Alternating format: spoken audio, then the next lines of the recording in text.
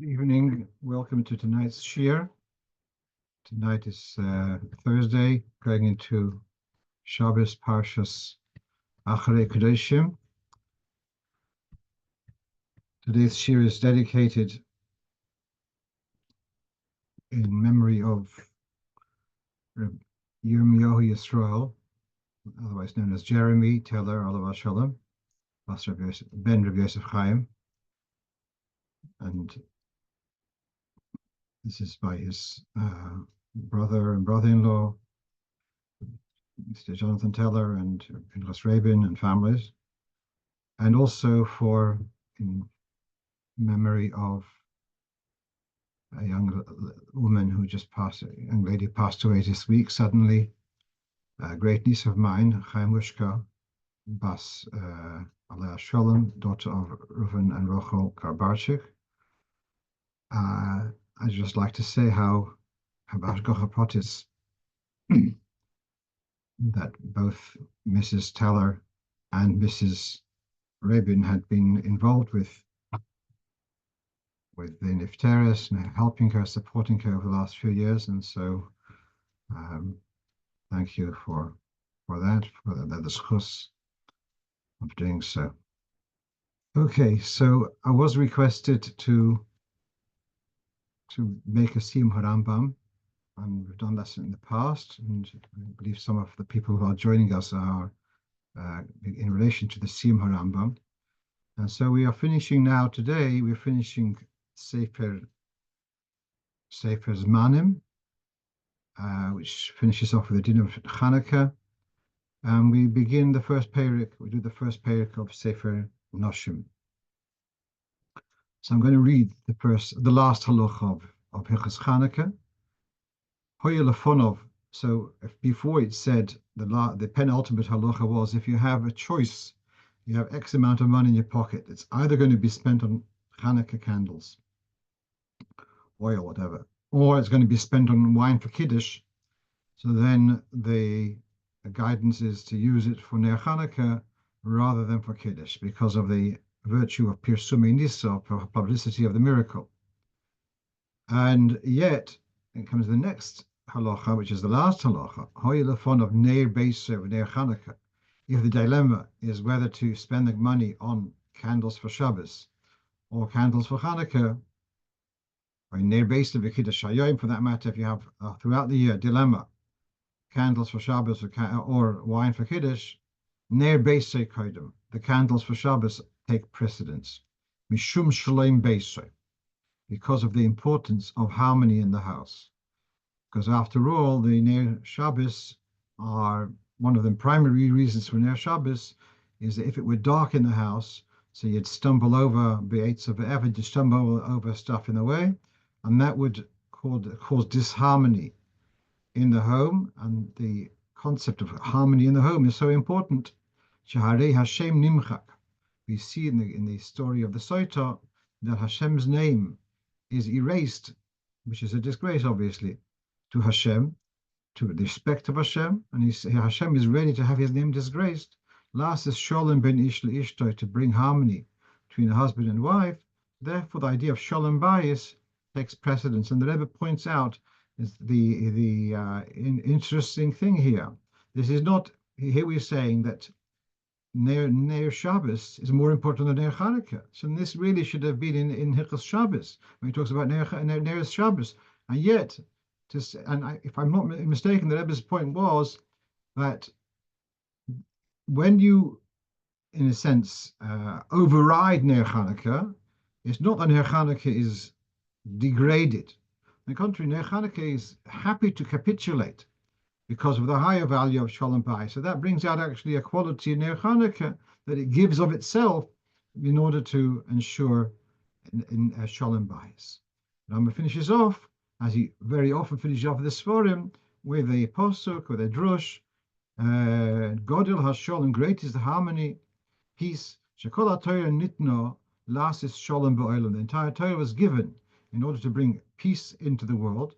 The world could be a divisive place, and Torah is there to bring harmony into this world. Shene'emar, we have a posuk in Mishlei, L'orcheho darchei noyam, The paths of Torah are pleasant, and its alleys, its paths lead to peace.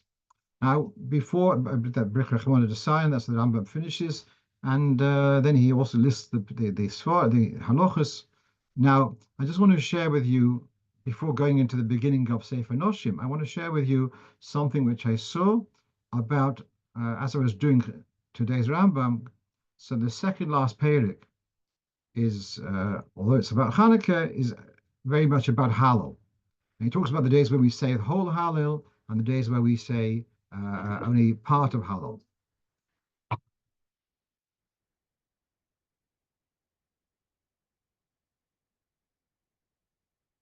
So now, there's a sefer, there's an early siddur called Seder Avodah or Moira Derech, which I got from Rabbeinu and Teller, from the Yerusha, that siddur. So it has their quote from Reb Shamshon of Astropol. And Reb Shamshon of Astropol, it was, I believe, a generation or two before he was before the Baal Shem Tov, and you see he mentions Hashem Yimkon Domai. He was murdered by the Cossacks in the Tach V'Tat, and so he had a brilliant Makubal, and in many Haggadahs they have a passage about Pesach from the beginning of the Haggadah. So many people have a minute to go through it every year, which actually I did it this year. Just I don't do it every year, but so the Shamshon Mostropol. So he points out that there is a simon of bevetach. When do you say full Hallel? Well, you got bevetach is the 2 days of Pesach, first 2 days of Pesach, 2 days of Shavuos, the 9 days of Sukkot, including Shmini Atzeres and Simchas Torah, and the 8 days of Hanukkah. So that's a Chutz La'aretz. So we have Bevetach, which amounts to 21 days of full Hallel. So he says, look at the Pasuk, Shnayim Shnayim Bo El Noach. Shnayim Shnayim is 2 and 2. Bo is Gematria 9. El Noach is the same Gematria as Hanukkah. So in the Pasuk in Bereshis, sorry, in Noach, Shnayim Shnayim Bo El Noach, we have a remez to the number of Bevetach, which is the days of saying full Hallel in Chutz La'aretz. In the Alter Rebbe Siddur, in some of the editions, it has V'simone Bevetach. That's not in the original Alter Rebbe Siddur. It doesn't detract from the being a message. So, all right. So that is so we've said that the Siyum of Hilchos Chanukah, the Siyum of Sefer Zmanim, and the word on Hilchos Chanukah about Hallel, and then let's go on to the opening of Sefer Noshim. So, all right, we've got Sefer Noshim, Sefer Revi, and he lists the 5 sections, Ishus, Gerushin, Yom Chalitza, etc. And he talks about before Matan Torah how marriage would work. A person would meet a woman, a man would meet a woman, and if they agree, they would move in together, and that would be how they got married. And then later Hashem gives the mitzvah of Kiddushin and Erusin, etc. I want to focus on the Pasuk, which I did not see anyone, I did not look too hard. The Rambam, every Sefer starts off with a Pasuk. And this time it's a Pasuk, and I think a lot of them are Psukim from Mishli. Torah's Chacham, the teaching of the wise, Moker Chaim, is a source of life, Lasur mimoikashe moves, to keep away from traps, death traps. What's that got to do with Sefer Noshim? And so, Yesh Loimar, that you have, going back, what was the last thing? This is a kesher of the end of Sefer Zmanim and the beginning of Sefer Noshim. The importance of Shalom Bayis. and how Hashem is ready to have his name disgraced in order to bring about Shalom Bayis. Now, how you have in the Gemara, Moitza Motza, V'hoyu Oimrim, Moitza Motza, Motza Motza. The derech of the Eibush, the way he created us, is that a man and a woman, that's a man gets married to a woman, they live together, and that's the way, that's the derech kol haaretz. That can be a success story. It can be fraught with frustration, and yet they may stay together. Today people are much more into dispensing with things which they don't want. But they could stay together for various reasons, could be economic or for children, etc. And yet there's a constant struggle. And so there's Loshen sometimes a person can feel he's stuck in a marriage and he feels terrible, but he just can't get out of it.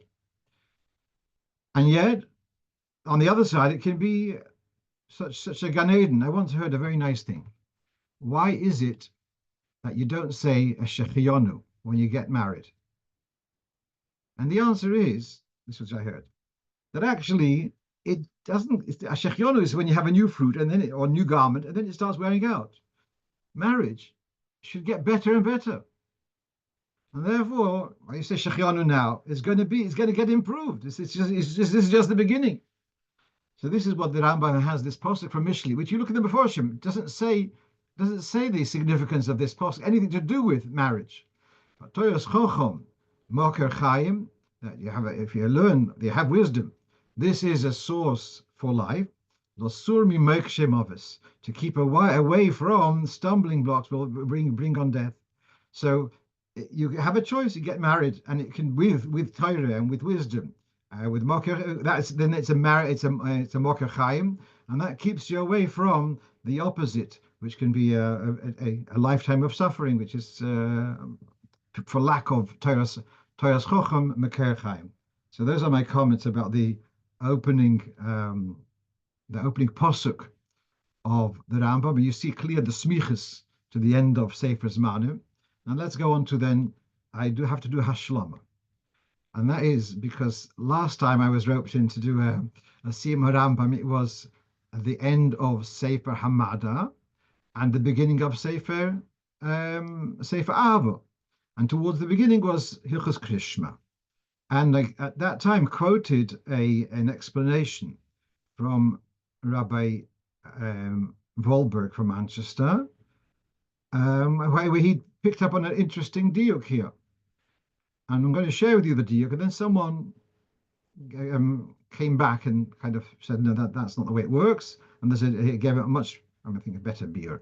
So now you have here that I'm talking about, which is a Mishnah in Brachos, that when you read the Shema, you should be articulate. And if you weren't articulate, you're yotze. What does it mean to be didactic, to be articulate? You should be careful not to soften the strong, like in the pay and fay. So where it's if it's a pay, don't read it a fay. And do not harden the soft. So he uses the word nod, where in contemporary dictum we use the word no.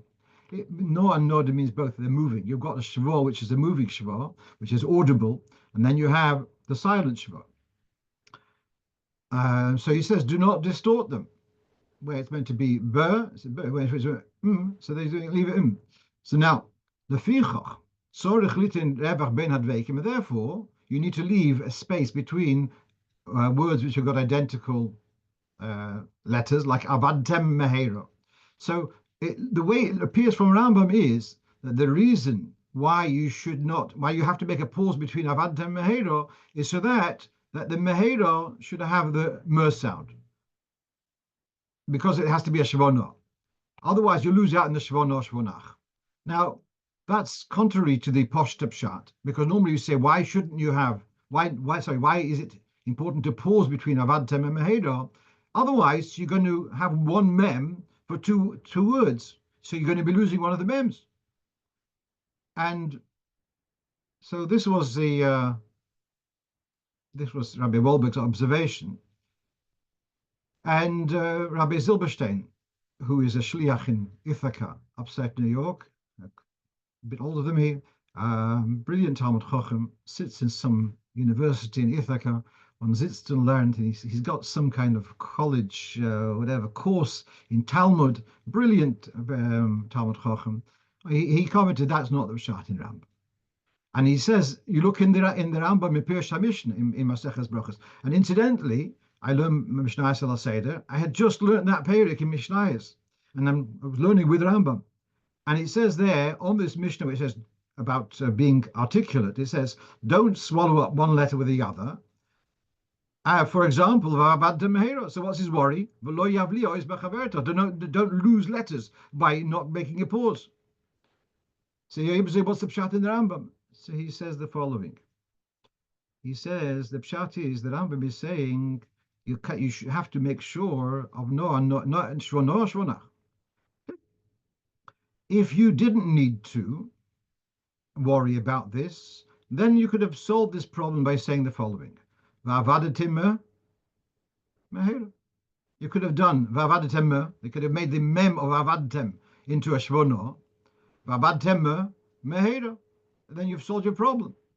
But since you cannot make va'avadtem, like you can't say echoda. You have to say echod, not echoda. And so avadtem, another avadtem. Therefore, you have then the dilemma. If you're going to say avadtem and then say mehera, then you've got here the overlap of the same letter, and therefore, since you can't solve it by doing a shvono, therefore you have to solve it by giving a pause. That was Reb Eli Zilberstein's hesber, and my privilege to be maybe geula le'olam to say a davar bishmai. Let's move on. So these are comments on the Rambam. Now we do try to keep to halacha stuff. That's what's the official mandate here. So last week we were discussing about this couple, this question about, last week was a question of someone who has people come to him and he serves them non-mevushal wine, whether he could use the same wine again, well, obviously the leftovers, to give it for the similar type of people who are coming next week and so on. So since it's non-mevushal wine, they've touched it, can he give, and they're not Shomer Shabbos, can he give it to the next? And we discussed this, how there are poskim who are lenient about this, and they say a mechal Shabbos may be mechal Shabbos, so that's terrible. But that doesn't mean that he's an oved avodah zarah. Therefore, the wine remains kosher. Generally, though, we don't take that approach. So, Vashgocha Protis, this past Friday, I got a call from a shlucha somewhere in the Greek islands. 184. And her question was the following, that she had been contacted by a couple who were touring, and they were in another island. And they called her up on Friday morning, Chabad, yes, could you tell us where we can get some kosher wine for Kiddush for tonight? Now, she knows this couple, that they are beautiful people. They are Masorati, as they say, but they're not Shomer Shabbos at all. And so she knows that in that island, there's some boutique where you might be able to get some wine from Hermon, but it's not yain mevushal. So she's asking, is there any mileage in me telling them to go to this and this shop and buy yain, wine which is not mevushal, and then they're going to take it home and they'll be making kiddush on wine which they shouldn't have been touching? That was a question. And I actually, in the circumstances, I felt better just tell them to make kiddush on bread. They have bread, leave that. Now, so I want to share with you, I mentioned in passing last week, but this is from the Sefer Shulchan Menachem. This is the correspondence of the Rebbe in relation to the problem of ships, Israeli ships, Jewish-owned ships traveling on Shabbos. So in the 50s, that was a big issue because they were traveling non-stop from Haifa to New York, and the Rebbe saw the fact that they don't stop for Shabbos as a great Chil Hashem, Chil Shabbos in a very public way. So someone had written to the Rebbe and saying how he had been on the ship and they had made Shabbos and they made Kiddush. It was a really beautiful experience. The Rebbe writes to him, I mean, it's all beautiful, but how does that allow Chilul Shabbos in a public way? Furthermore, you made Kiddush on wine which belongs to the company, and there's a Chilul Shabbos company. Therefore, the wine is usher. And then he says, then if you have wine which is usher, then there's a question whether you're allowed to make a bracha on it. There's a question whether we can make a bracha on it, a dover usher. And then if you're not allowed to make a bracha, so then is a bracha l'vatala. Then he says also that your Kiddush isn't valid. And so then you ate without Kiddush. So the Rebbe kind of lays it on heavy for the fact that he used wine, which is from Mechal Shabbos. Now, in the notes here, there's a reference to Stei Chemed. So if you want to look up in the Stei Chemed in volume 3, page Tov Kuf Hey, there he brings from the Bes Yosef in Siman Kuf Chav Gimel, if I'm not mistaken, B'Shem Arashbo, who takes the view that a Mechal Shabbos does violate the wine, that you're not allowed to use it. Then he brings there others who are more lenient. Generally, our minig is that we are careful about it, as we discussed last week. Okay, let's move on. And that is, someone asked me this past week, why is it not seen in Chabad about adding water to wine? So let's go through this question. Where's the question from? And just want to clarify, if you're looking for the dinim of kois shel bracha, don't look in Hilchas Kiddush. The place to look for it is in the dinim of birchas hamazon, because the default kois shel bracha is the cup used for benching. So this is in Siman Kuf Pei Gimel. We'll first look at the Mechaber and then we'll look at the Alter Rebbe. So we have here that the writes in Shulchan Aruch that you should put there's 10 conditions. There's 10 conditions for kois shel bracha, 10 requirements perhaps. And one of them is chai. Chai can mean raw, neat. So you should pour the wine neat into the cup, and then you come to the second bracha, bichas ha'oretz, which is noid lecho, then moizgoi, then you add a bit of water, and somehow that was the minig which is written in Shulchan Aruch. Then you have in the Rashi writing is from the Rambam, and he says, so there are those who say, if the wine is not strong wine, then you do not need to dilute it. So the European Ashkenazi minig is not to do this topping up with water, possibly because our wine isn't so strong. Now, this similar thing the Alter Rebbe writes, not much different. And then he writes, if the wine isn't strong, you don't need to dilute it. However, there are those who do add water to the wine, al pi Kabbalah. So that is the background to many Polish Chassidim are very particular about this. That they'll add 3 drops of water to the wine to be mekayim this inyan by Kiddush, etc. I don't know about kosher bracha for benching. I'm talking about by Kiddush. They'll add a little bit of water to be mekayim the inyan of mezigas hakois.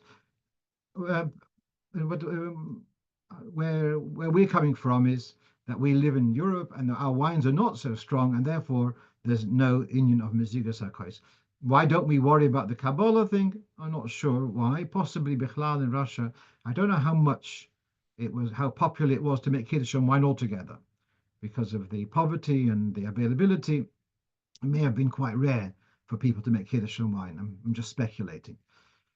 I'd like to also share with you that my father, Sholem, asked Reb Zalman Shimon Dvorkin. He asked him about making Kiddush on grape juice. So Reb Zalman Shimon's take on it was that grape juice is good for mezigas hakois, for topping up. Instead, like you should blend it, the wine shouldn't be so strong. That's Alter Rebbe. You see the Alter Rebbe's Loshen. Hey orev. Why is the inyan of diluting the wine? It should be pleasant. So sometimes wine has got a harsh taste to it. You add a bit of something softer, a bit of water or grape juice, it makes it that much more palatable. So Reb Zalman Shimon said to my father that the use of grape juice is good for mezigas hakois. So that's why my father was doing. That's why I've been doing all these years, adding a little bit of grape juice to balance it. It shouldn't be so strong, more pleasant.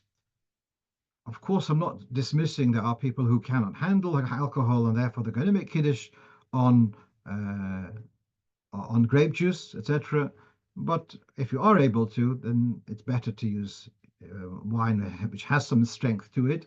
And whilst I'm at it, there is in the Rabbi Blumenkrantz's Guide for Pesach a very interesting explanation why he says that the minimum alcohol, these low alcohol wines, if it's about 4%, it's still considered yain, and he bases himself on that because you can dilute in the according to the Gemara, it can be I think 1 to 5 or 1 to 6. You're allowed to, and it's still called wine. And so he makes a cheshbon of the strongest wine is about 32%, and if you'd have 1 to 6 or 1 to 5, it would be about 4%. So on that basis, he says that 4% is still considered wine, but if it's significantly lower than that, it would no longer be considered wine.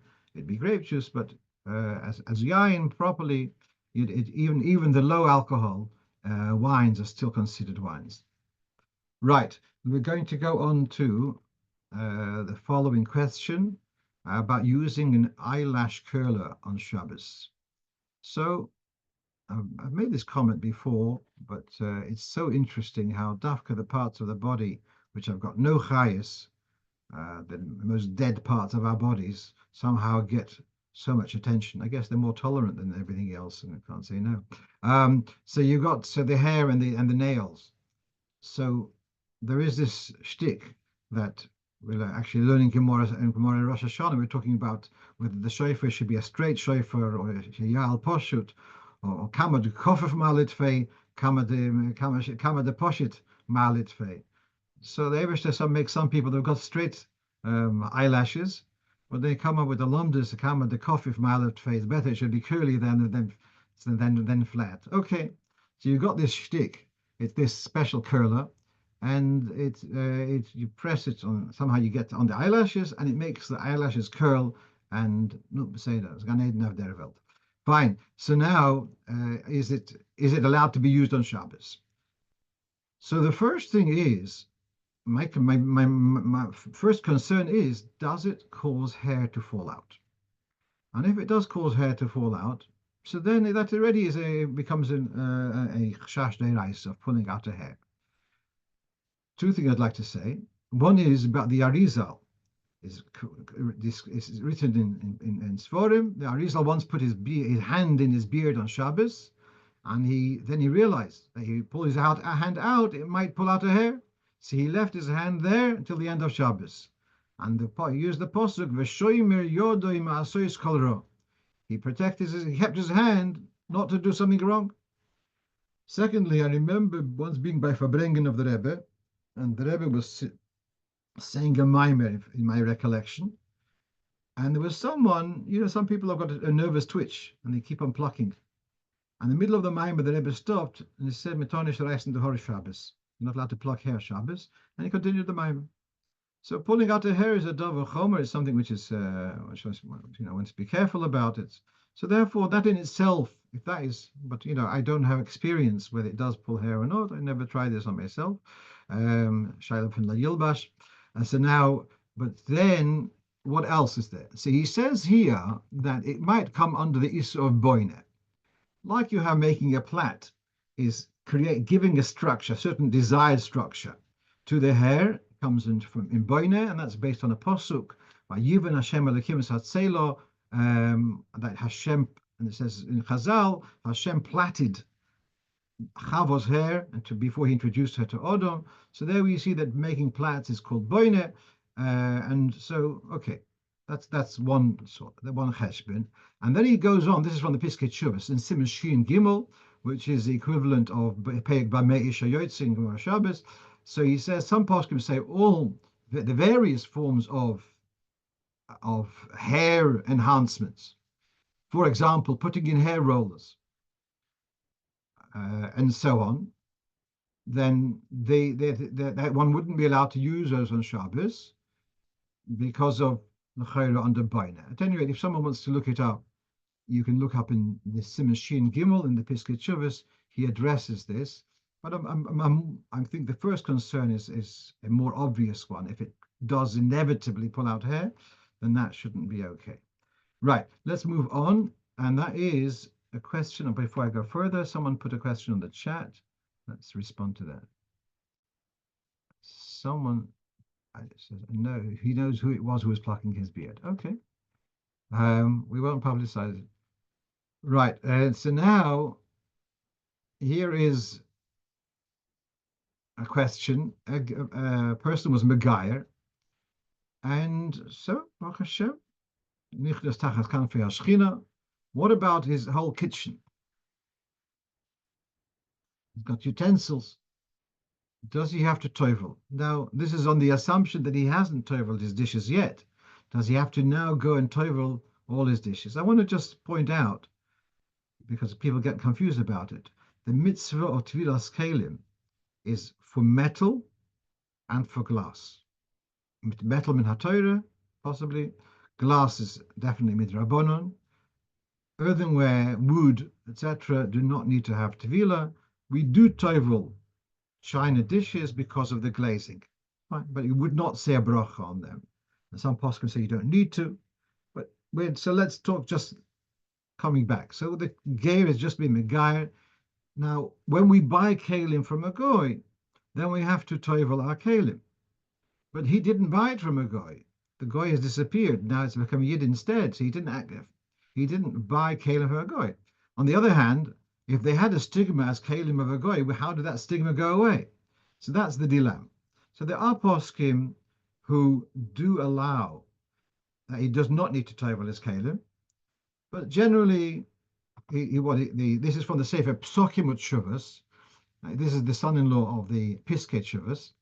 This is on the Yeridea, and he says Lamaisa one should be machmir and tovel without a brach. I just want to add one comment to this, and that is there is a general attitude, perhaps, brachas einem akvis doesn't matter, you do it without a bracha.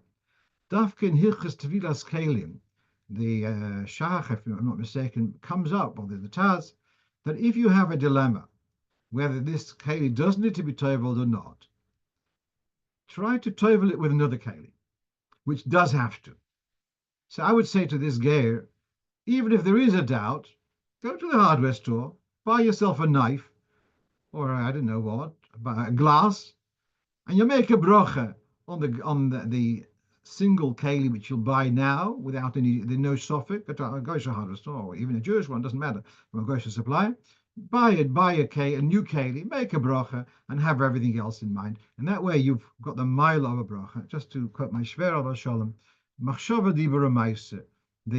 You have a kavon of the mitzvah, then you have the dibur as the bracha, and then the ma'aseh ha-mitzvah. So that's the regular seder.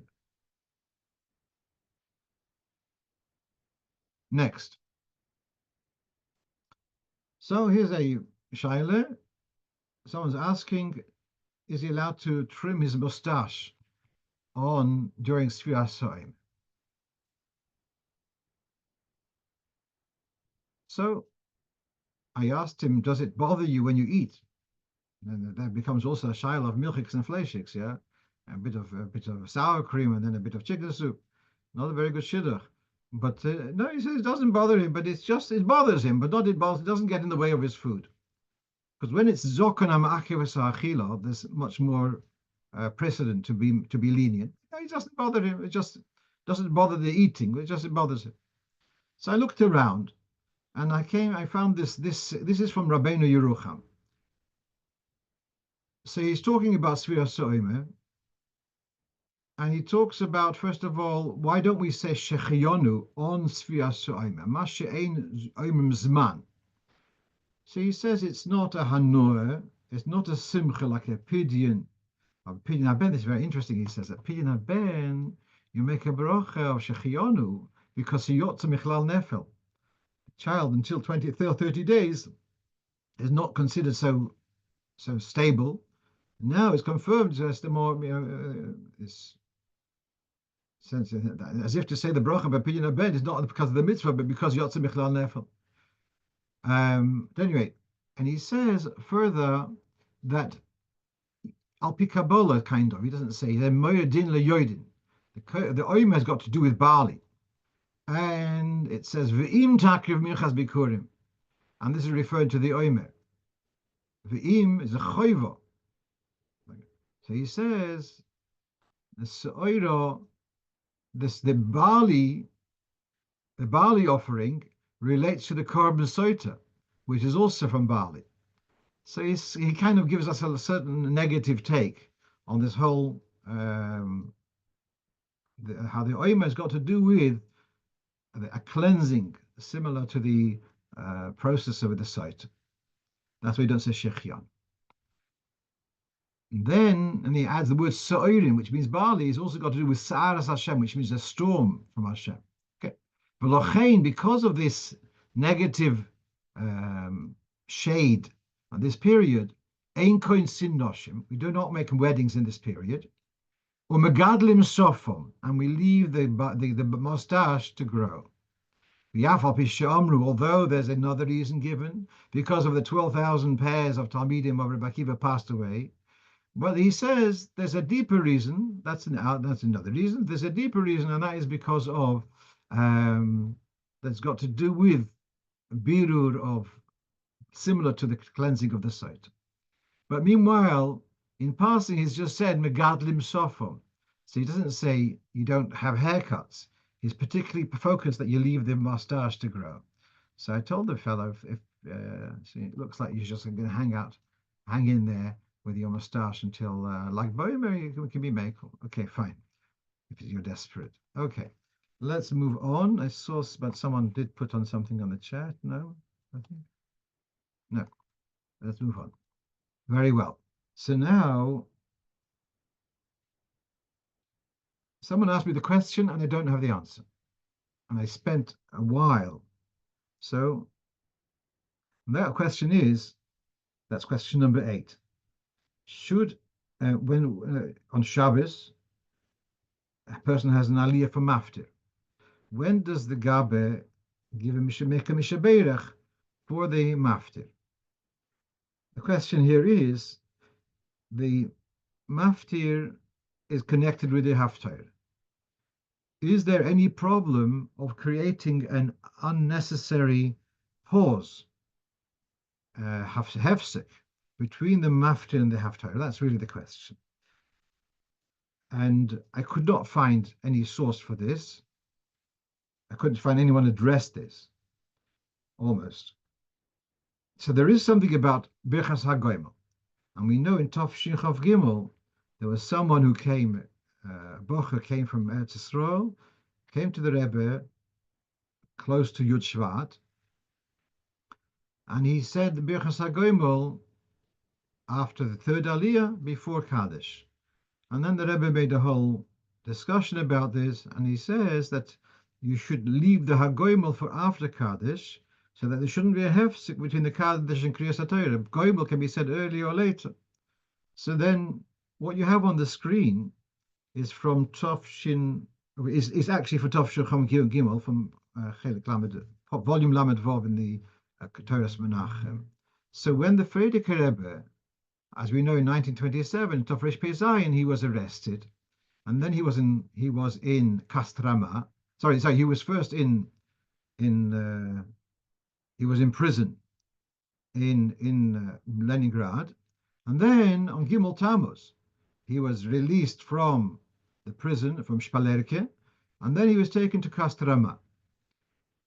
And when he came to Kastrama, he had need to bench Goimel. He had gone through, his life had been, and his life was in danger. They wanted to shoot him. He saw on the actual file, he saw the word drastrel, which means shooting. That what he saw on his cover of his file. And Baruch Hashem, he managed to get out of that, and now he's going to be in exile in Kastrama for 3 years. So now he had reason to say Birchas HaGoimel. So that at the time, the Rebbe would be Oila Lamaftir, as indeed our Rebbe was also, and I think I've told this over before, why the Lubavitcher Rabbeim prefer to go to Maftir. You go other places, so the Rov goes Shlishi or Shishi, and why does Chabad, is it... So there was once the Brianna Rebbe, who was sitting with the Frierdiker Rebbe, and he asked this question. The Frierdiker Rebbe says he's got a kuntrus of about 70, 80 pages on this topic. So he says, I want to suggest something. And so the Dayan Rebbe said that the Alter Rebbe was the youngest, because you can give it to Haftarah, you can give maftir to a cotton also, to a minor. So the Dayan Rebbe says when I was he's suggesting um, that the Alter Rebbe was the youngest Talmud by the Mizritcha Magid. Because he was the youngest Talmud, therefore they gave him maftir. You can give the youngest one and give him maftir. When the Alter Rebbe comes home, out of his kashrus, he wanted to perpetuate, like he was getting maftir back by the Rebbe. When he comes home, he wants to get maftir also, because he wants to keep on living with the Rebbe even when he comes home. This is what the Dayan Rebbe said to the Rebbe, to the Frierdiker Rebbe, and the Frierdiker Rebbe was really, he liked that explanation. Coming back, so the Frierdiker Rebbe is having maftir. So then the Rabbonim in Kastrama, who were the Rabbonim there, I don't know. We know that Ruchol Dvorkim was there, but I don't know who were the Rabbonim as such. When does the Rebbe bench Goimel? Normally, you have an Aliyah, then you bench Goimel.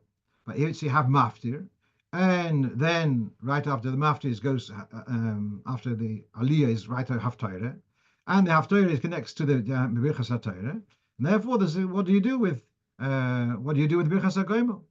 So once the Svara was, instead of calling up the Rebbe to Maftir, call him up to Shlishi. But that is, so the Rebbe in his style says, they thought, you know what, let the Rebbe have Shlishi, so that the Rabbonim shouldn't have to work too hard on learning Gairachaim. Just give them an easy day. But then that's Koruch im Yasurim Gedolim. It's so difficult for the Rabbonim to learn a bit of Gairachaim. But especially, you have to look in Achronim. But after that fell away, so then it was the Rebbe is going to have maftir. There were three possibilities. The Rebbe has Birchas HaGoimel before having the Aliyah, or to say Birchas HaGoimel after maftir, before Haftarah, or to say Birchas HaGoimel by Birchas HaTorah she'achareho. Should he say Birchas HaGoimel after the whole Haftarah? That means the second option, or to say between. And the Rebbe finishes off. I don't remember what actually happened. So he just tells it over the story. So what we're seeing here, the Rebbe is sensitive that there is a problem of making a pause between, an unnecessary pause between Maftir and Haftarah. He does not give a clear answer. And as I say, I did spend a lot of time looking around in Malaktim. No one seems to be concerned about it. And so I didn't even see that you're not allowed to be mafsik between one and the other. So, Yogati v'loy motzosi. If someone does have a source about this, now actually, in the printed volume of Torah's Menachem, they give two references. One is to Chikrei Minhagim for Rabbi Gurari, which I looked there, and he addresses the general thing, but he doesn't address this question. And then they give another reference to a sefer called Torah's Chaim, printed in Bnei Brak, Tofshin Nun. I looked up in my Oitzer HaChochma. There's about 30 Sforim called Torah's Chaim, but none of them seem to match Bnei Brak Tofshin Nun. So I'm still in the dark on that. I want to finish off with two things which came to light this week, and they are things which I would resonate with myself. So, as I mentioned many times, that the Mamorim and the Sichos, which are published weekly by halachic, they also publish letters of the Rebbe which have never been published in the Igris Kodesh, etc. And this is eventually there'll be newer volumes of Igris Kodesh. So here's a letter to someone called Stern who lived in Shalim. This is Topshin Chav Beis, there before Rosh Hashanah. And the person who wrote the letter to the Rebbe had asked about the word chiyasani in Mizmashir Chanukas Abayis David, chiyasani miyor divrei. So now he's asking that in the Tilas Hashem Siddur, in the weekday davening, it has chiyasani with the komats, and in the Shabbos davening, it's chiyasani with the patach. So he was trying to sort out what's happening here. So let's read the Rebbe's Loshen. Hanikud v'chayotze bozeh shebesidorenu.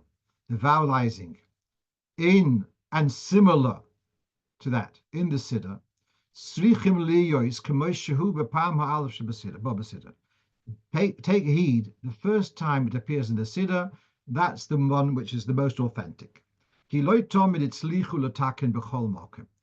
always succeed in fixing up that it should be correct all the way through the Siddur. So the first time it's mentioned, that's in the weekday davening, that's the one you should take as authentic. And the other ones is just the fact that it wasn't fixed up is, didn't get round to it kind of thing.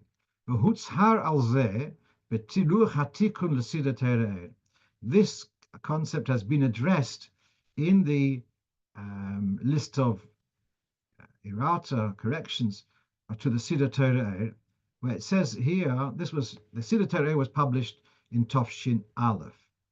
And then a year later was published a 4-page sheet for 4 sides, and it was as if to stick it into your Torah Siddur. And there they write that here we're correcting only the first time where this mistake is in the Siddur, and from there you'll take the cue for the rest of the times. And therefore, Psukei Zimra of Shabbos, if you have a question, so you should follow what's in the Psukei Zimra of the weekday. So this is the Rebbe's answer. So if in the weekday it says Chiyasoni, which is now this is very interesting. This entry in Hayom Yom to read Yichisani or Chiyasoni is in Hayom Yom of Yod Aleph Iyar, which is tonight. So Hashgacha Pratis. Now I was predictably curious about this. What's behind this Chiyasoni and Chiyasani?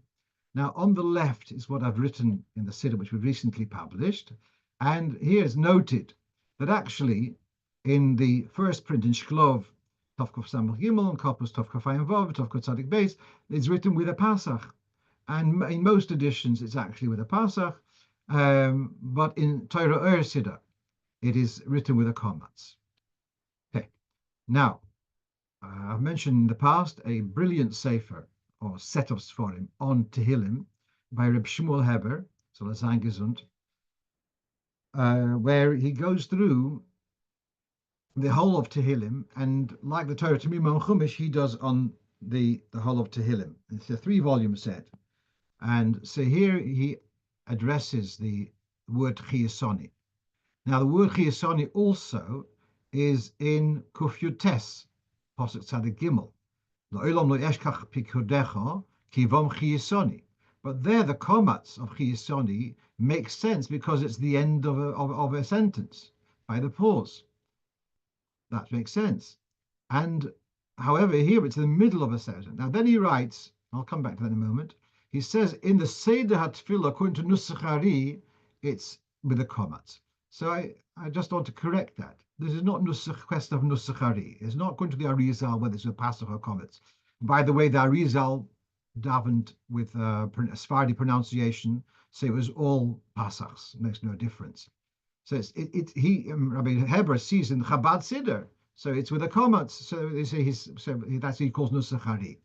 But he refers to the Mesorah Ketana. And now I just want to address that because, of course, if I'm curious, other people are also curious.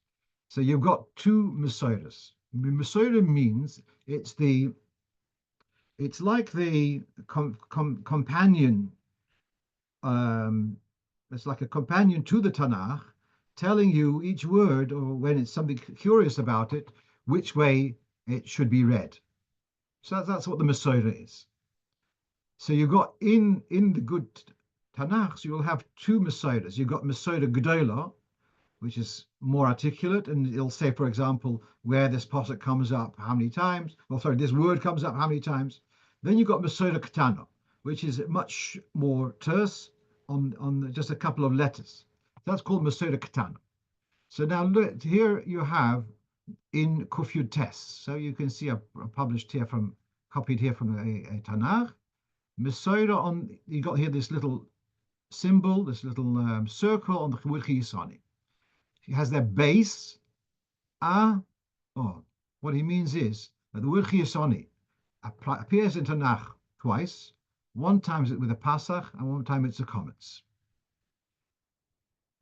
In the Tanakh, in chapter 30, so he has the word heliso.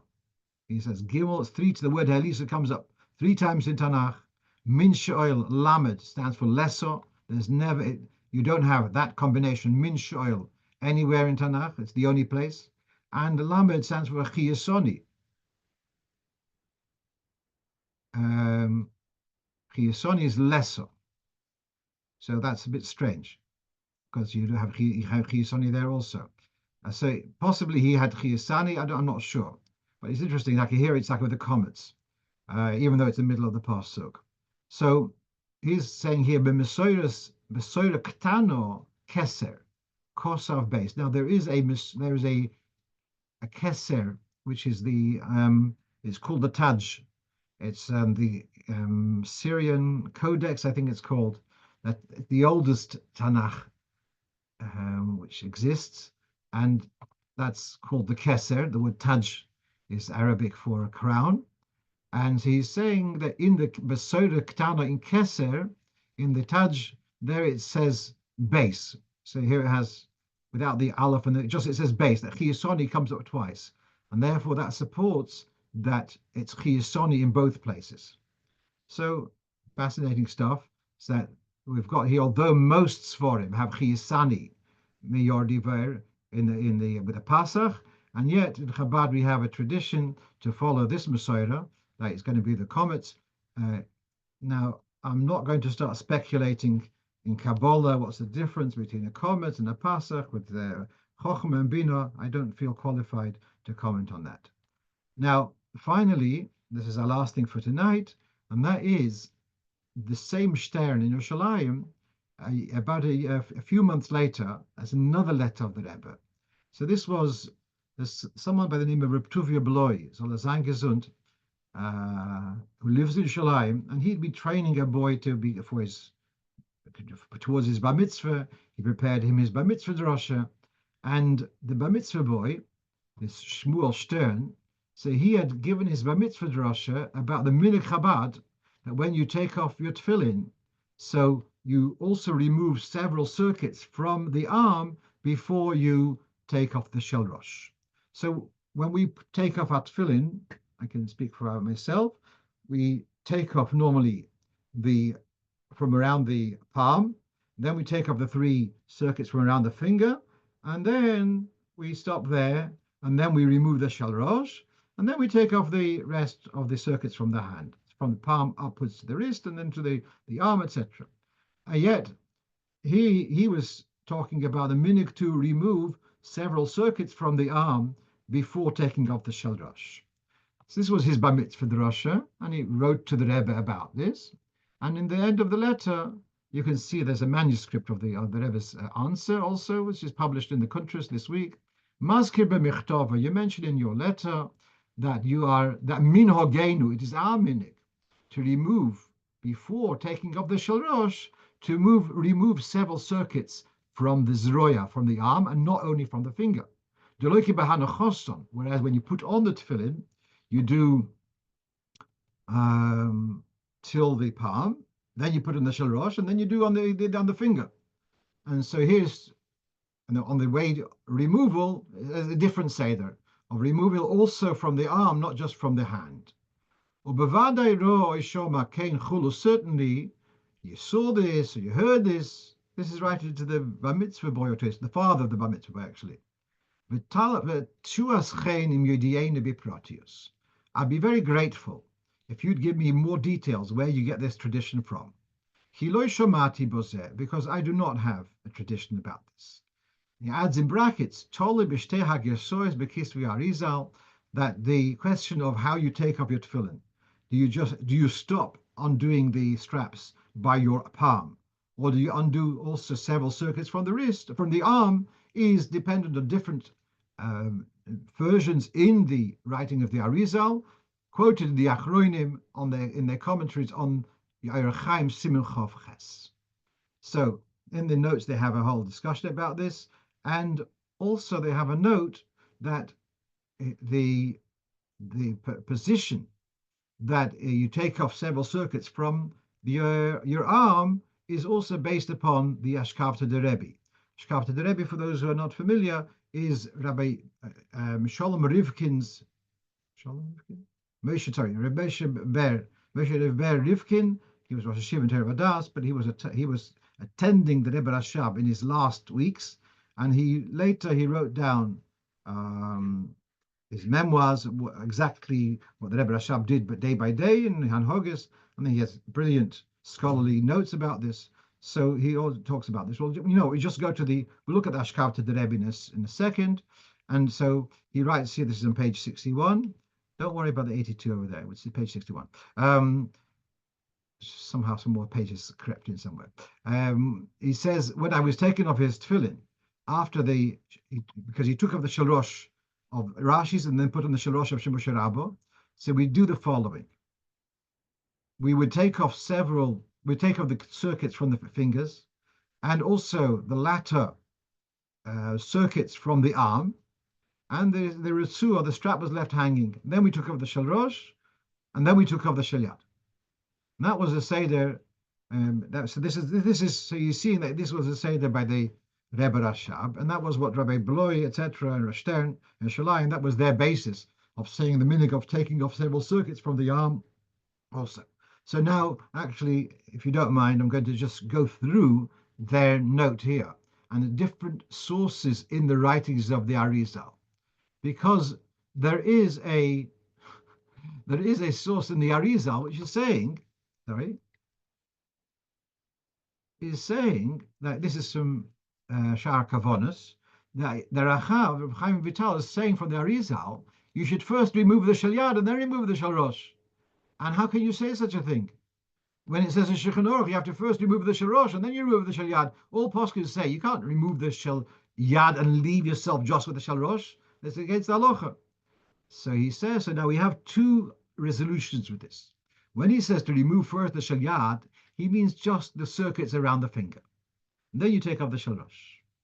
And that's what I was doing. That's the one girsa.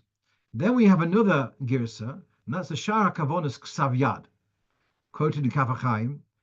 By the way, it's also in the Sefer Ma'asiv L'chol HaMachnos, which the Rebbe often quotes, the Gabba of the Mukha Cherov. So he writes, Ba'ulai, perhaps we can resolve this thing of taking the Shalyad before the Sharosh. So he says, another girsa in the Sha'ar Kavonos is to remove the ksharim, means the circuits around the finger, which is called the amo, that's the middle finger. Gamkin on a matirin beis gimel ksharim, which means in this context circuits, afilu mehazroya, by having removed from the finger and from several circuits from the arm, it's as if you've removed the shalyad before removing the shalrosh, and then you physically remove the shalrosh. So that's the way you can resolve. So we have here two gersois, two versions in the writing of the Arizal. Reb Chaim Vital is quoted in both of them, whether to just remove the circuits from the fingers or to remove also from the arm. And this is what the Rebbe is saying. I'm intrigued. He says, "You're telling me that this is the minogeno, and I don't have information about that." One last point is that the note of the editor is on this way. The Rebbe had written minogeno on the copy of this letter, which is in the Maskidas, had been written first the Minhag Chabad. That's the Minhag Chabad to remove this strap this way. And then the Rebbe changed this, he crossed out the word Minhag Chabad, and he changed it to Minhagenu, which I don't know the significance of that. But meanwhile, I just found both of these newly published letters fascinating, and I thought it would be appropriate to share it with you. I'm going to wish you all a good Shabbos, and we should have simchas, share simchas with one another, and someone's asking, adding water to grape juice or wine with 4% alcohol, would that affect the bracha rishayna? Very possibly, yes. I don't know about grape juice. Grape juice, officially, the Kedem line is that they do not add water. It's just plain grape juice. And therefore, I don't think water would harm it. I don't know whether the low alcohol, how that works. Is it also added water? I'm not sure what the fact is. If it's low alcohol because of added water, then adding water would be a problem. If the low alcohol is just it wasn't allowed to ferment, it was stopped in the fermentation process, then you would be allowed to add water. So Kedem sometimes before Pesach especially, they put out advertisements and they go through the details of whether water is added or not.